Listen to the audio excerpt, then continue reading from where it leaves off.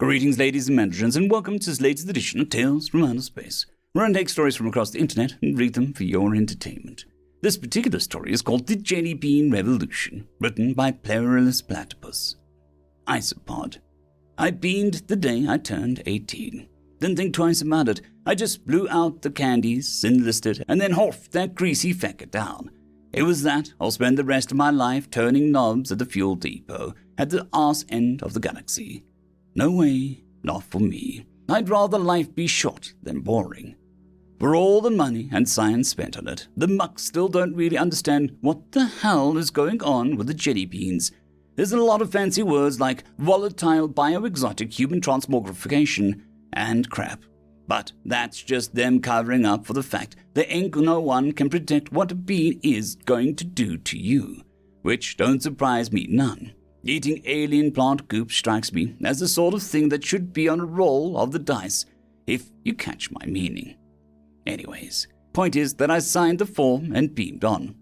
Transition, their word, not mine, has been going all right.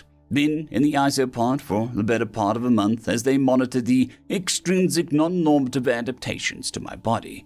I wish they'd just keep it simple and say mutations. It sounds way sweeter than Enna's. But I ain't gonna complain too loud, 'cause the bean is working for me. I'm hitting blue in multiple categories. Didn't get any smarter, but I wasn't looking to be a brain. Send me to a grinder and let me battle proper. Point being is that I'm still human, but I'm a better human. Height up 2 feet, muscles popping up in everywhere. I can crack walnuts with a squeeze of my cheeks. I ain't actually tested that, but I'm pretty sure it's true. I can count grains of sand and 20 feet away, all sorts of goodies. They say that I'm highly compatible.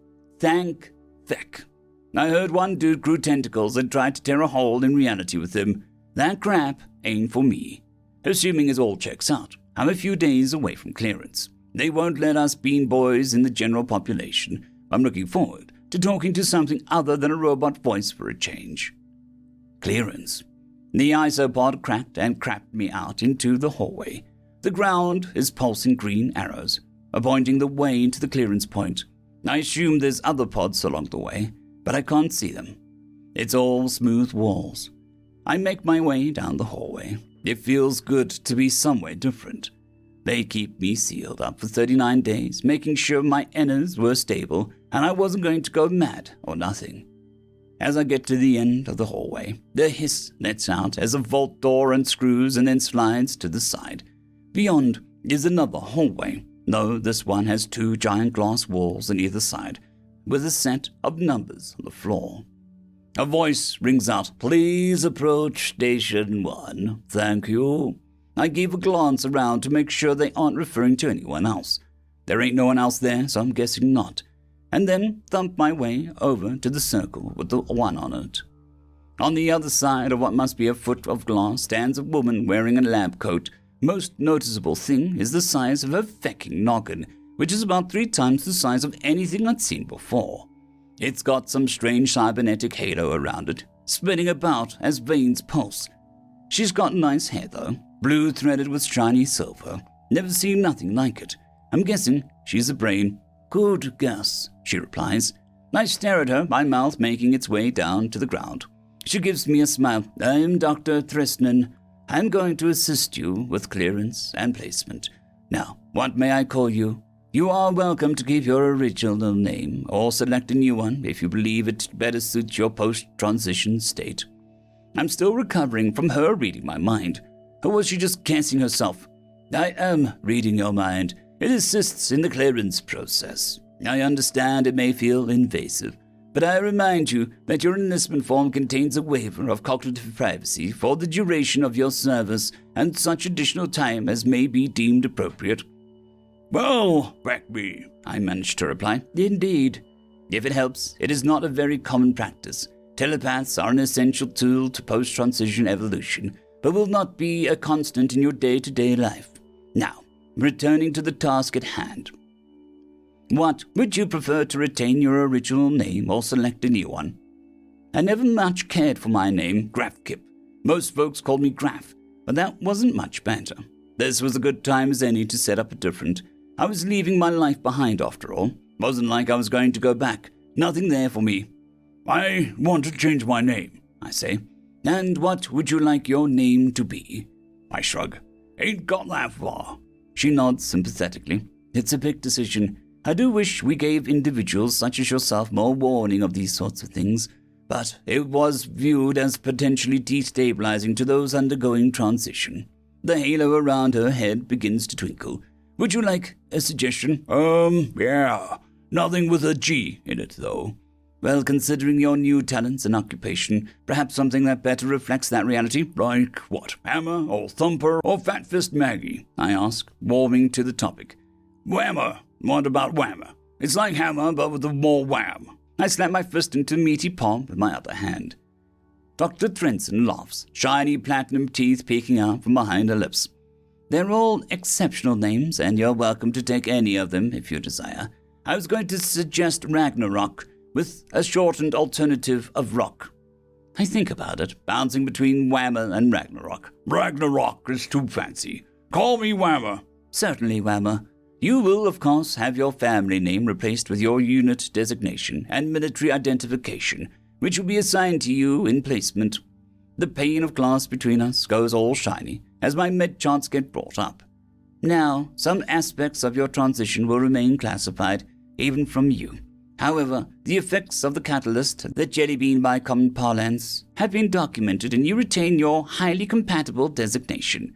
We have noted a number of enhancements with very few consequences. Frankly, it is an exceptional outcome. What kind of consequences?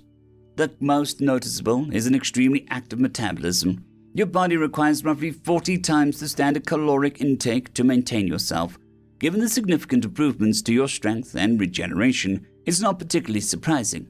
But there is a very real risk of you will starve and suffer rapid muscle cannibalization if you are not properly resourced. Cannibalization? I asked. Your body will eat itself. We believe your body will enter that state if not provided adequate sustenance for 24 hours. I'm going to eat my own body if I don't get food for a day. Your body will eat your body.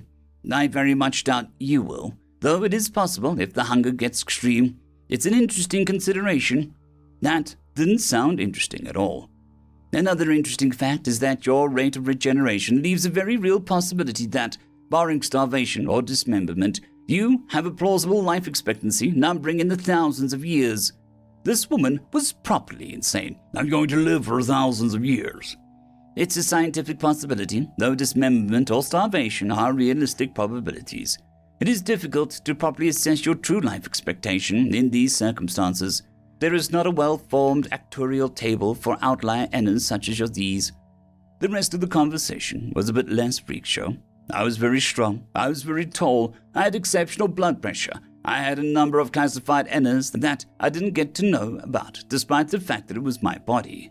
In the unlikely event that I became aware of any non-listed N's, I was to report the matter immediately to the proper authorities. I was cleared for placement. It was a complete mind feck. I proceeded to Station 2.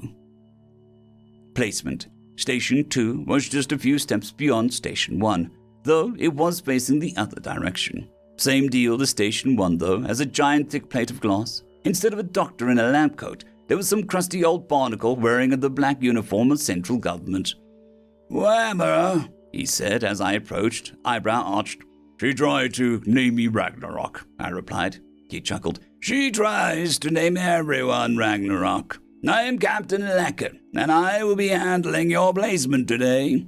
The pane of glass got a bunch of new fancy-colored boxes, showing different places I could get placed. Military branches, other government stuff, a few things called affiliated organizations.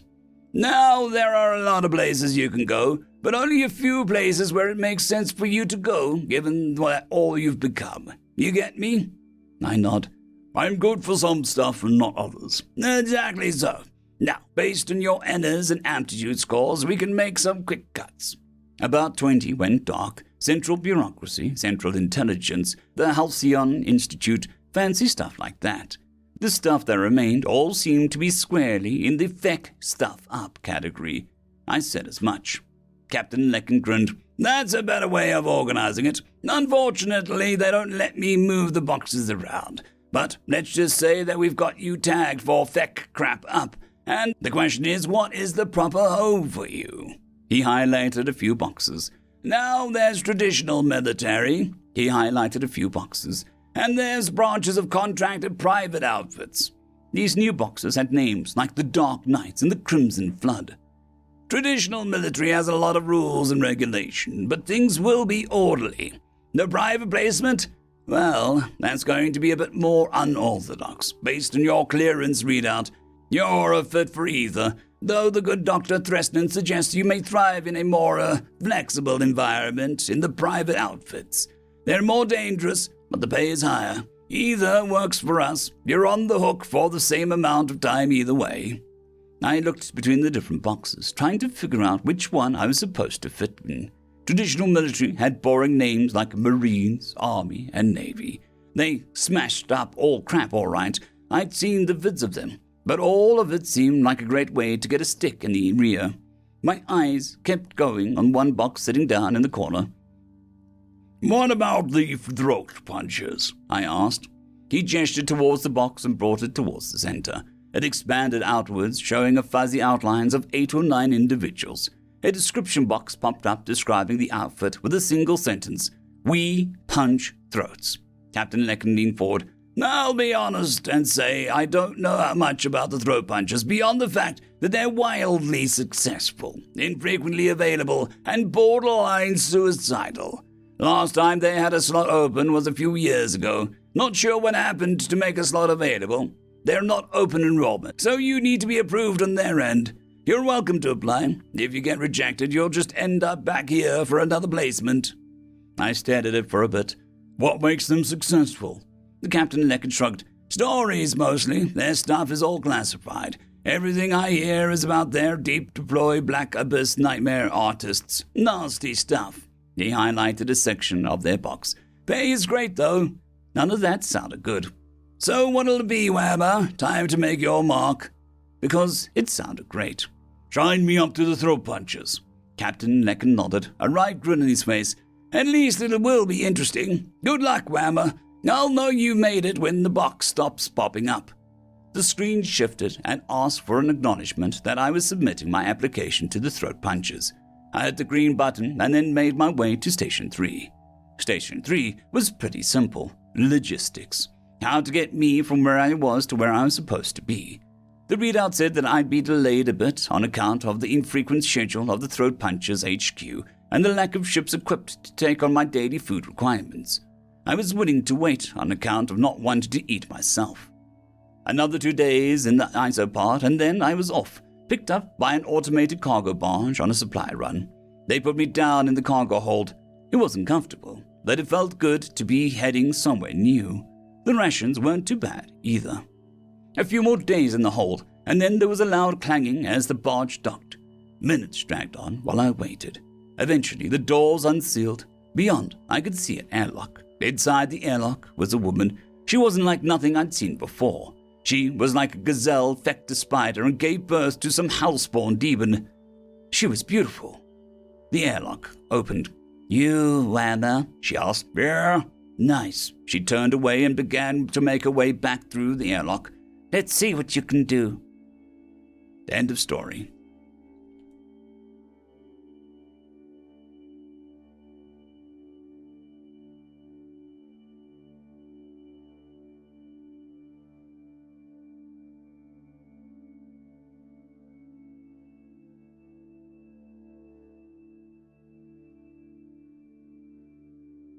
I would just like to thank the T5 peeps from channel memberships and Patreon.